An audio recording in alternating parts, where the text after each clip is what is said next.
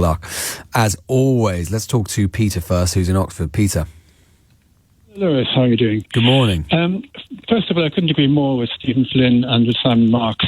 The point Simon made about setting a precedent, I think, is very compelling because effectively Trump is giving carte blanche for actions in Ukraine and Taiwan to his fellow dictators in those parts of the world. And it's very striking. He didn't mention either of those countries in his inaugural speech. I think that would be heard very clearly by those countries. But the main point I was going to make is the fact that, like Stephen Flynn, I think Starmer needs to come off the fence and speak out, and I think the international community needs to do the same about what's right and what's wrong.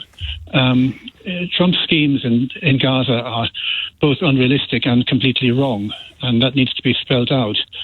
If there's any point in mentioning the word logic, I suspect logic and Trump don't belong together in the same sentence, but there are two very severe logical dissonances in what Trump is saying. First of all, he talks about what a hell Gaza is for the Palestinians, but what a heaven it will be for those who follow them.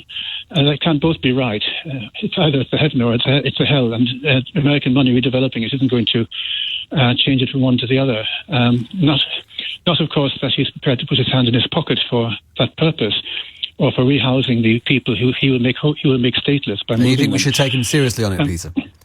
Unfortunately, when Starmer says, listen to his actions, not his words, he did, in his first term, deliver on a lot of the most abject and appalling promises that he made. And people said, well, his bark is worse than his bite. I suspect that has been proven wrong. The other illogical difficulty I have about all this is immigration. I mean, from Trump's point of view, for the American people, immigration from other countries and countries in need and countries in crisis, that is the most evil thing that could happen, and the migrants are all, in Trump's view, criminals. Mm-hmm. How can it be different from the perspective of the Egyptians or the Jordanians, who will see a large number of people moving into their country whom they have never asked to come, and who are all severely traumatized by the actions of his friend Netanyahu, and who are going to be, I think, severely militarized by their experience.